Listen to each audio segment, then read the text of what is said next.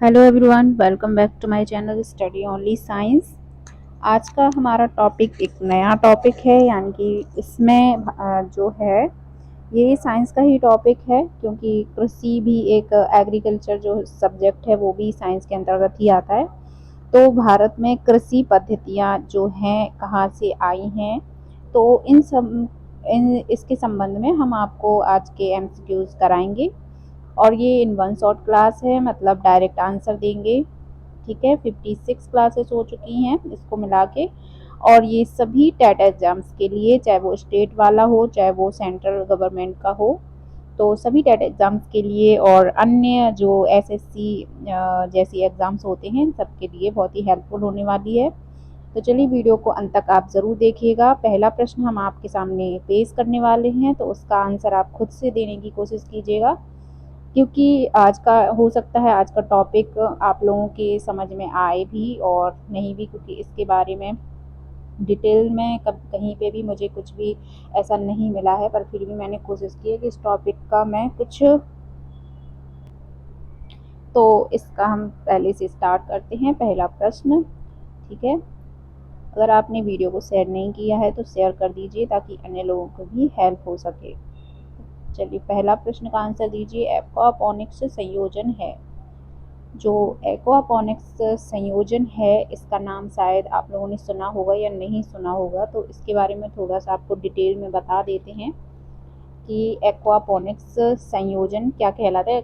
Aquaponic actually एक कृषि की पद्धति है, तो कृषि से रिलेटेड है। तो इसमें क्या होता है कि जलीय जीवों का पालन होता है एवं हाइड्रोपोनिक्स जो जल कृषि होती है इसके संयोजन से ये मिलकर बनी होती है। यानी कि इस कृषि पद्धति में एक ही जल स्रोत में पौधे एवं जलीय जीवों का संवर्धन किया जाता है, यानी कि उनको उगाया जाता है, जिसमें जलीय जीवों के अपशिष्टों से पौधों के पोषक तत्वों की प्राप्ति होती रहती है। ठीक है, पौधों को किससे मिलती है? जलीय जीवों के अपशिष्टों से पोषक तत्व मिलते हैं।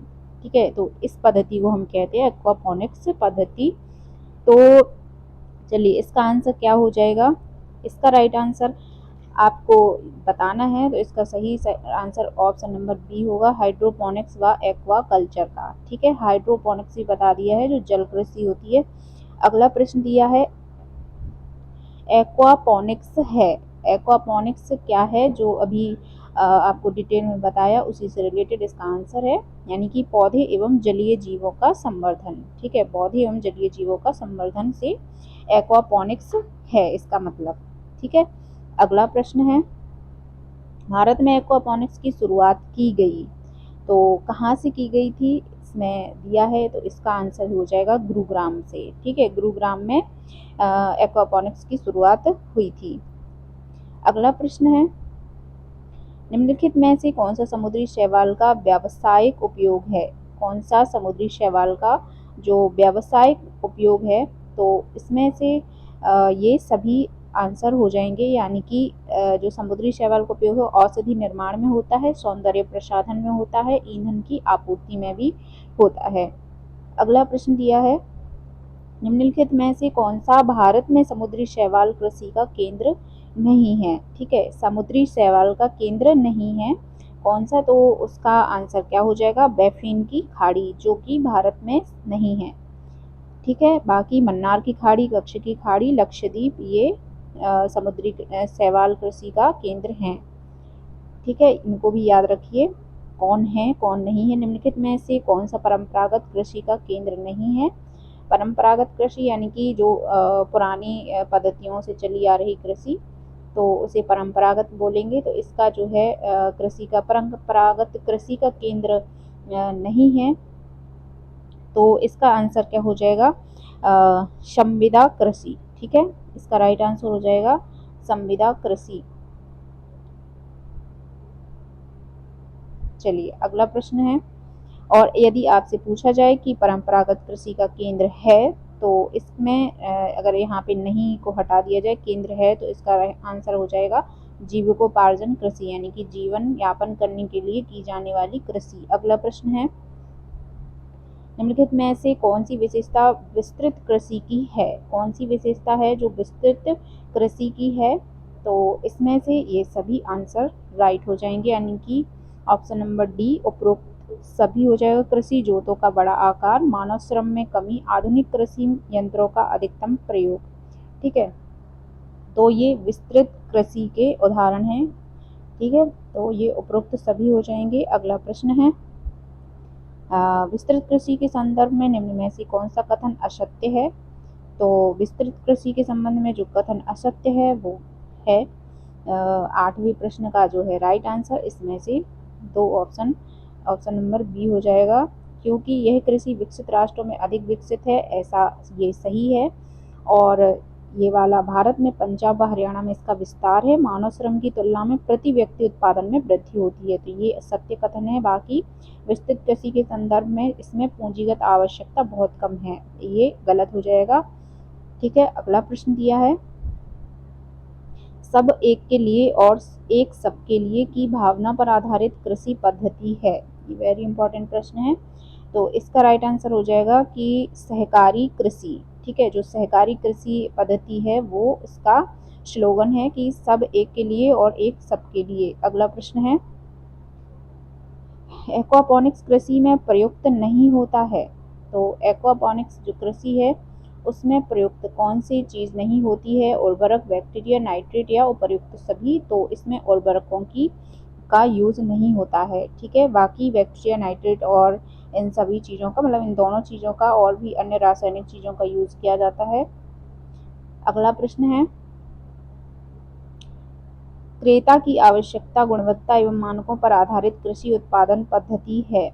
ठीक है, यानी कि जो क्रेता है, खरीदार है, उसकी आवश्यकता गुणवत्ता एवं मानकों पर आधारित कृषि उत्पादन करना, ये पद्धति कौन सी हो जाएगी। तो ये संविदा कृषि हो जाएगा। ठीक है, संविदा कृषि पद्धति। अगला प्रश्न दिया है,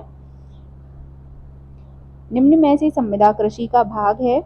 तो जो संविदा कृषि का निम्न में से भाग है तो ये सभी इसमें आ जाएंगे। उपरोक्त सभी फसलोत्पादन, पशुधन उत्पाद एवं डेयरी उत्पाद। ठीक है, जो संविदा कृषि के अंतर्गत ही आते हैं। अगला प्रश्न है,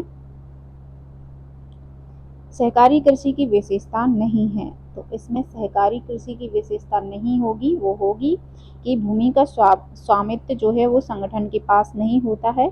बाकी तीन ऑप्शन जो हैं वो इसके विशेषता है। संगठन बनाकर कृषि की जाती है, न्यूनतम सदस्यों की बाध्यता नहीं होती है, बाजार की मांग के अनुरूप उत्पादन किया जाता है। ठीक है, अगला प्रश्न दिया है, समुद्री शैवाल कृषि का जन्मदाता देश है। जो समुद्री शैवाल कृषि पद्धति है उसका जन्मदाता देश है जो वो है जापान। जापान में इसकी शुरुआत हुई थी। अगला प्रश्न है, पर्यावरण हितैषी कृषि पद्धति माना जाता है, यानी कि पर्यावरण के अनुकूल जो कृषि पद्धति है वो कौन सी है। तो इसमें जो पर्यावरण को ध्यान में रखकर कृषि की जाती है वो होती है समुद्री शैवाल कृषि। ठीक है, समुद्री शैवाल कृषि। अगला प्रश्न दिया है, संविदा कृषि का दोष नहीं है। ठीक है, तो संविदा कृषि का दोष नहीं है इनमें से कौन सा। तो इसका आंसर हो जाएगा क्रेता को गुणवत्ता एवं मानकों युक्त उत्पाद की प्रतिभूति, यानी कि ये चीज नहीं होती है, तो ये इसका दोष नहीं है। ये 100% इसी के आधार पे संविदा कृषि होती है। ठीक है, अगला प्रश्न दिया है, एक्वापॉनिक कृषि की सीमा और दोष हैं। सीमा या दोष कुछ भी कह सकते हैं। तो इसका राइट आंसर हो जाएगा कि एक्वापॉनिक्स कृषि के जो दोष हैं, मतलब इसमें हर एक पद्धति में कोई ना कोई दोष पाया जाता है या कोई आविष्कार होता है, उसके भी साइड इफेक्ट होते हैं। तो उसी के आधार पर इसमें राइट आंसर हो जाएगा भूमिगत फल व सब्जियों के उत्पादन हेतु उपयुक्त नहीं है। ठीक है, भूमिगत फल या सब्जियां अगर उगाना हो तो ये कृषि पद्धति इसके लिए उपयुक्त नहीं है। अगला प्रश्न है, निम्न कथनों में से संविदा कृषि के संदर्भ में असत्य कथन है। ठीक है, तो निम्न पद्धति जो ऑप्शन दिए गए हैं उनमें से कृषि संविदा कृषि के संदर्भ में असत्य कथन देखना है। तो इनमें से असत्य कथन कौन सा हो जाएगा कि उपयुक्त में से कोई नहीं। ठीक है, इसका राइट आंसर हो जाएगा क्योंकि बाकी दिए गए जो कथन है वो इसी के संदर्भ में सत्य हैं। ठीक है, अगला प्रश्न है, निम्न में से किस कृषि पद्धति में उर्वरक की आवश्यकता नहीं होती है। ठीक है, तो इससे रिलेटेड हम देख चुके हैं, उर्वरकों की आवश्यकता एक्वापॉनिक्स कृषि में नहीं होती है। तो गाइस ये थे आज के हमारे प्रश्न। आई होप आप लोगों को समझ में आए होंगे और आप लोगों को ये क्लास अच्छी लगी होगी तो वीडियो को लाइक कर दीजिए। मिलते हैं अगले टॉपिक के साथ, तब तक के लिए सभी को गुड नाइट, टेक केयर।